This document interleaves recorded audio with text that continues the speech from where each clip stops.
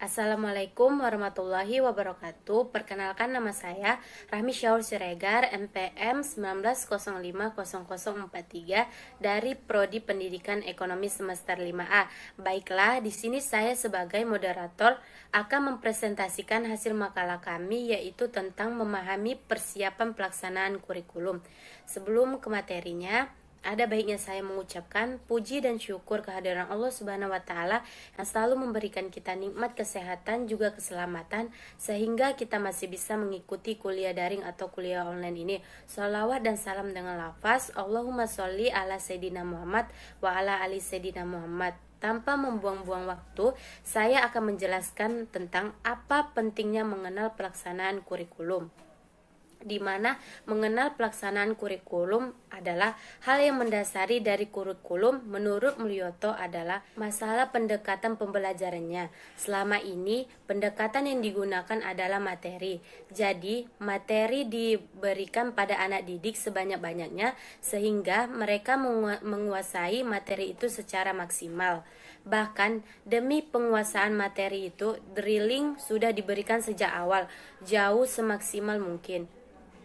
Sebelum siswa menghadapi ujian nasional, dalam pembelajarannya seperti ini, tujuan pembelajarannya akan dicapai lebih kepada aspek intelektif dengan mengaktifkan aspek psikomotrik dan afektif. Ketiga aspek tersebut sebenarnya sudah mendapat penekanan pada kurikulum kita selama ini. Pada saat pemberlakuan kurikulum berbasis kompetensi atau KBK 2003, aspek kognitif, psikomotrik, dan afektif yang dikenal dengan taksonim Bloom tentang ujian pendidikan kurikulum 2006 melalui pendidikan karakter. Aspek afektif yang seolah dilupakan para praktisi pendidikan digaungkan. Sistem evaluasi dalam kurikulum. Bagaimana sistem evaluasi dalam kurikulum, yaitu kesalahan fatal dalam implementasi kurikulum berbasis kompetensi atau KBK dan kurikulum tingkat satuan pendidikan atau KTSP. Selama ini menurut saya adalah kemunculan kebijakan yang sejatinya tidak konsisten dengan kurikulum-kurikulum tersebut. Kebijakan yang dimaksud adalah pelaksanaan ujian nasional dengan standar kelulusannya, di mana siswa dikatakan berhasil jika ia telah mampu menembus jaringan ujian nasional. Sebuah sekolah dikatakan bermutu apabila kelulusan siswa 100% dan banyak siswanya yang mendapat nilai 10. Bahkan tujuan itu, kecurangan sistematis selalu terjadi. Penanaman nilai moral seolah tak diperhatikan. Oleh karena itu, jika nantinya kurikulum diterapkan dan ditujukan agar guru memperoleh nilai ruang yang lebih leluasa untuk mengembangkan potensi siswa secara seimbang dalam tiga aspek, yaitu aspek kognitif, psikomotrik, dan afektif, kurikulum ini harus diawali dengan kebijakan yang sinergis, dan akhirnya siswa dapat belajar dengan semangat, antusias, tidak bosan, dan mampu menyerapkan nilai-nilai moral yang terkandung secara tersirat dalam setiap materinya. Karakteristik kurikulum, yang dimana dalam kurikulum memiliki karakteristik diantaranya yaitu 1. Isi atau konten kurikulum, yaitu kompetensi dinyatakan dalam bentuk kompetensi inti atau KI, satuan pendidikan dan kelas, dirinci lebih lanjut dalam kompetensi dasar, mata pelajaran. Kedua, kompetensi inti merupakan gambaran secara kategorial mengenai kompetensi dalam aspek sikap, pengetahuan, dan keterampilan yang harus dipelajari peserta didik untuk suatu jenjang sekolah, kelas, dan mata pelajaran. Ketiga, kompetensi dasar merupakan kompetensi yang dipelajari peserta didik untuk suatu tema SD atau MIN dan untuk pelajaran di kelas tertentu untuk SMP, MTS, SMA, SMK, atau yang lainnya. Keempat, kompetensi inti dan kompetensi dasar di jenjang pendidikan menengah diutamakan pada ranah sikap, sedangkan pada jenjang pendidikan menengah berimbang antara sikap dan kemampuan intelektual. Kelima, kompetensi inti menjadi unsur organisasi Kompetensi dasar yaitu semua KD dan proses pembelajaran dikembangkan untuk mencapai kompetensi dalam kompetensi inti. Keenam, kompetensi dasar yang dikembangkan didasari pada prinsip akumulatif, saling memperkuat dan memperkaya antar mata pelajaran dan jenjang pendidikan, diikat oleh kompetensi inti. Ketujuh, silabus dikembangkan sebagai rancangan belajar untuk satu tema. Dalam silabus tercantum seluruh KD untuk tema atau pelajaran di kelas tersebut. Ke-8, rancangan pelaksana pembelajaran dikembangkan dari setiap KD yang untuk mata pelajaran dan kelas tersebut. Proses pembelajaran kurikulum. Proses pembelajaran kurikulum terdiri atas pembelajaran intrakurikuler dan pembelajaran ekstrakurikuler, di mana yaitu 1. Pembelajaran intrakurikuler. Pembelajaran intrakurikuler adalah proses pembelajaran yang berkenaan dengan mata pelajaran dalam struktur kurikulum dan dilakukan di kelas, sekolah, dan masyarakat. Pembelajaran didasarkan pada prinsip berikut, yaitu proses pembelajaran intrakurikuler, proses pembelajaran di SD atau MIN berdasarkan tema, sedangkan di SMP, MTS, SMA, SMK berdasarkan rencana pelaksanaan pembelajaran yang dikembangkan oleh guru. Proses pembelajaran didasari atas prinsip pembelajaran siswa aktif untuk menguasai kompetensi dasar dan kompetensi inti pada tingkat yang memuaskan. Kedua, pembelajaran ekstrakurikuler.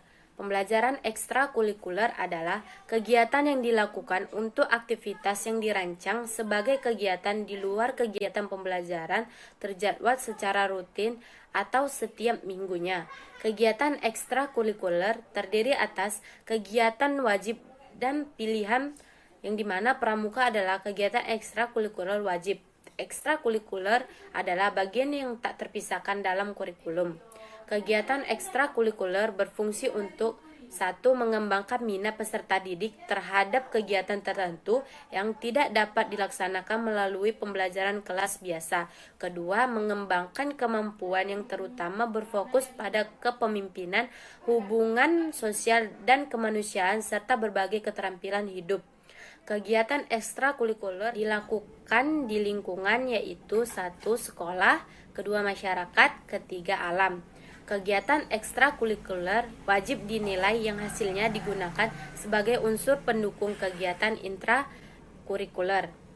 Baiklah, demikianlah yang dapat saya sampaikan. Selanjutnya akan dilanjutkan oleh penyaji kedua, yaitu Saudari Penny Dayani Siregar. Assalamualaikum warahmatullahi wabarakatuh. Perkenalkan, nama saya Penny Dayani Siregar, NPM 19050040, Prodi Pendidikan Ekonomi dari semester 5A. Langsung saja saya akan melanjutkan pemateri dari Saudari Rahmi Syahur Siregar, yaitu tentang bagian prinsip pengembangan kurikulum.